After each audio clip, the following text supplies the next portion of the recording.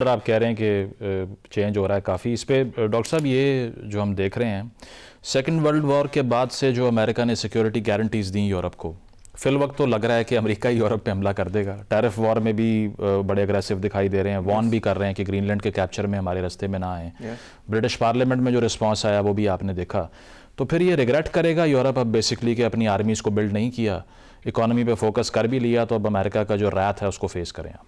शायद रिग्रेट करें, मगर इसका फिर ये सोल्यूशन तो नहीं है कि अब जर्मनी रीआर्म हो जाए, बिकॉज आपको पता है कि जर्मन आर्ममेंट के नतीजे में पहले क्या हो चुका है। दुनिया 17 फौजी भेजे हैं ग्रीनलैंड में उन्होंने भेजे हैं। That's right. आई मीन देखिए, यूरोप के पास न्यूक्लियर वेपन्स भी हैं, ऐसी बात नहीं है कि वो कोई बिल्कुल ही ऐसे लोग हैं जिनके पास कोई फौज नहीं है, जिनके पास कोई डिटरेंस नहीं है।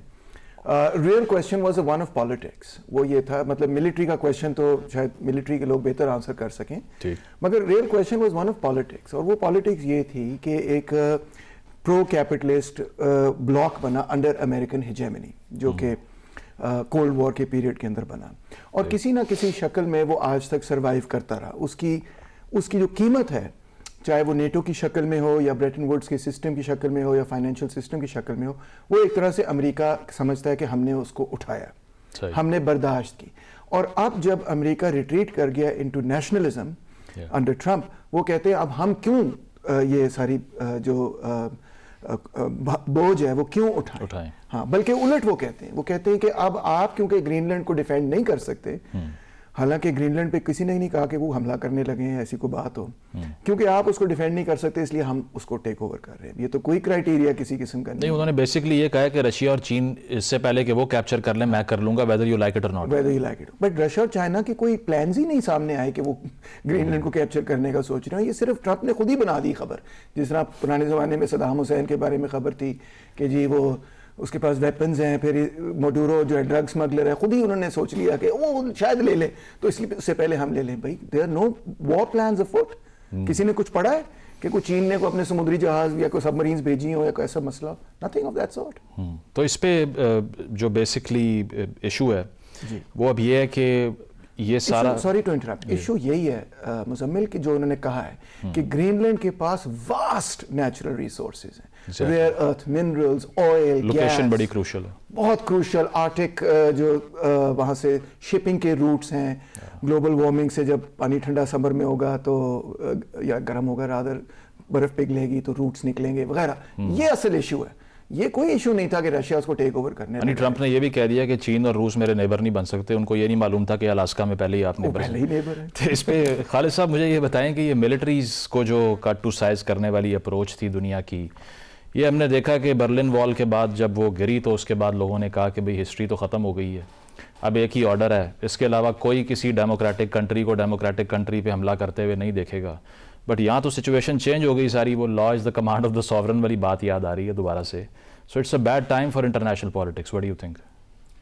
वो माइट इज़ राइट वाला तो बचपन से पढ़ते आ रहे हैं, आपने भी उसी तरह इशारा किया। मैं मिलिट्री में जब एयरफोर्स में था तो वॉर कॉलेजेस में या एनडीयू में पढ़ाता भी था और पढ़ता भी था। एक जनरल थे एथेंस के, उनका नाम था थुसिडिस। 2500 साल पहले उन्होंने एक पावर को एक्सप्लेन किया था और उन्होंने कहा था, पहले पेनिजियन वॉर पे पहली किताब जिन्होंने लिखी जी, और उसने कहा था the strong must do what he can and the weak must suffer what he should. Exactly, बिल्कुल बिल्कुल। तो उसका क्या मतलब है? आज मैं थ्रू आउट जब कॉलेजेस में वॉर कॉलेज में पढ़ाता था तो मैं ये समझता था ये थ्योरी हमें आनी चाहिए, सिर्फ ये प्रैक्टिकल नहीं होता। अब दुनिया नॉर्म्स में चलती है, so called some what United Nations है, अक़वाम मुत्तहिदा के अंडर कुछ ना कुछ रूल्स होंगे, कोई एथिक्स होगी, कोई मोरालिटी होगी। मुझे लगता है 2500 साल पहले वो पढ़ाई ज़ाया गई, इसलिए कि वही हो रहा है जो माइट इज़ राइट वाला चक्कर है।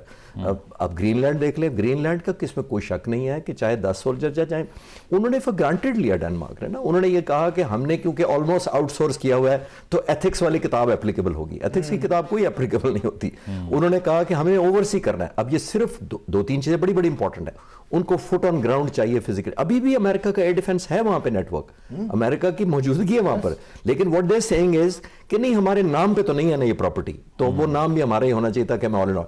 वो मिसाइल को ओवरसी करेंगे सोवियत यूनियन के, रशिया के, सॉरी, वो ये देखेंगे कि जो मिनरल्स, डॉक्टर साहब भी कह रहे थे कि जी मिनरल्स इतने ज़्यादा हैं, और अब ये एक और रिसर्च जो अब आ रही है कि ये शायद एनवायरमेंटल चेंजेस की वजह से ये बर्फ़ पिघलेगी। हालांकि ये 3 किलोमीटर हाइट की बर्फ़ पड़ी हुई है जिसको डिग आउट करना फाइनेंशियली वायबल नहीं है। इतने मिनरल्स, गोल्ड और जो भी कुछ है नीचे, वो इसलिए डिग नहीं हो सकता कि उससे ज़्यादा कॉस्ट आ जाएगी जितना आपने बेनिफिट लेना है। लेकिन लुक एट द फोरसाइटेडनेस, वो क्या कह रहे हैं, वो कह रहे हैं कि जब भी कभी इन्वायरमेंटल हीटिंग हुई, पानी गर्म हुआ, ये नीचे आया, तो फिर उस वक्त हमारा कंट्रोल हो चुका हो, क्योंकि जब उस वक्त फिर किसी ने शायद हमें नहीं ऑक्यूपाई करने देना। तो I think that's the main reason कि वो चाहते हैं कि हम अभी से ही अपनी डिजाइन कर लें। और पानी के अंदर आपने देखा वो नीचे उनका पैसेज आप बनता है ज्योग्राफिकली कि सारी अपदोज शिपमेंट का रूट वहीं से जाता है। जो ओवरसी उस एरिया को करेगा वो ना सिर्फ आने जाने वाले मिसाइल को देख पाएगा, ओवरसी करेगा। दुनिया में हमने देख लिया, जो पहले देख लेता है वो बेहतर फैसला कर लेता है, और जो टाइम पे फैसला कर लेता है उस जंग या कॉन्फ्लिक्ट उसके हक में हो जाता है। हमने जो हिंदुस्तान के जहाज मारे थे, पहले देख लिया, पहले फैसला किया, पहले मारे, उसकी एक बहुत बड़ा एडवांटेज है। The one who seize obviously has the capacity. बिल्कुल, जो अपॉर्चुनिटी अमेरिका को नज़र आ रही है वो रिसोर्सेज की है जो ग्रीनलैंड में मौजूद है। इस पे कंवर साहब, ये जो ख़त सामने आया नॉर्वे के प्राइम मिनिस्टर को जो ट्रंप ने लिखा है, उसमें तो सीधा कंप्लेन ही कर रहे हैं कि आपने नोबेल प्राइज़ नहीं दिया तो अब नाउ फेस द म्यूजिक। तो क्या ही बुरा था अगर नोबेल दे देते, उनको जंग ना होती। बिल्कुल। देखिए, मेरा ख्याल है कि ट्रंप जो है वो जिस तरह बात कर रहे हैं, ना तो उनको कोई अपने इमेज का मसला है, ना को उनको इस चीज़ का मसला है कि अमेरिका की रेपुटेशन की क्या बात होगी, ना ही को उनको कोई भी बताने वाला है कि आपने ये स्ट्रक्चर खड़ा किया था। देखिए, और अमेरिकन लेड ये वो ग्लोबल स्ट्रक्चर है, इंस्टीट्यूशनलाइज्ड फ्रेमवर्क है, मतलब कोई है ही नहीं है जो उनको बता सके। विद इन अमेरिका कोई आवाज नहीं है। और मुझे थोड़ा ये भी इंटरेस्टिंग लगता है वैसे कि जितने भी पुराने अमेरिकन सदूर हैं वो भी आराम से घरों में बैठे हैं, वो कहते हैं हम तो कोई बात भी नहीं है वो कर रहे, कोई इंटरफेयर भी नहीं कर रहा। कांग्रेस कमजोर नजर आती है, मीडिया थोड़ा बहुत शोर डालता है, कुछ उन्होंने साथ में ला लिया, कुछ उनके जो है वो खिलाफ बात कर रहा है। तो मेरा ख्याल है कि और अगर ओपिनियन डिवाइडेड है, जो मर्जी है, उनको कोई परवाह नहीं है। और जो ग्रीनलैंड की बात कर रहे थे, देखिए ट्रंप, आपको पता है कि ट्रंप जो है वो रियल स्टेट के बंदा है, तो वो तो किराए पे चीजें लेना पसंद नहीं करता। जिस तरह सब चीज आप बात कर रहे थे, उसको तो चाहिए मैं ओन करूं, मेरे कब्जे में होना चाहिए। मतलब वो इन कंट्रीज को प्लॉट समझते हैं जो वो खरीदना चाह रहे हैं। जी प्लॉट समझता है, बिल्कुल प्लॉट समझता है। सही। तो मैं समझता हूँ कि ये आई विश के कोई हो जो कोई बात करने वाला, कोई मतलब ग्लोबल डिस्कशन शुरू हो, लेकिन कोई ऐसा प्लेटफॉर्म नहीं है। और यहाँ पे एक सवाल ये भी है वैसे कि चाइना के ऊपर बड़ी बात की जाती है, लेकिन चाइना इज ऑल साइलेंट। वो भी एक रिलक्टेंट पार्ट की तरह बैठा हुआ है, देख रहा है, और वो इंतजार कर रहा है कि दुनिया के क्या सिनेरियो बनेगा और फिर वो भी एक्ट करेंगे।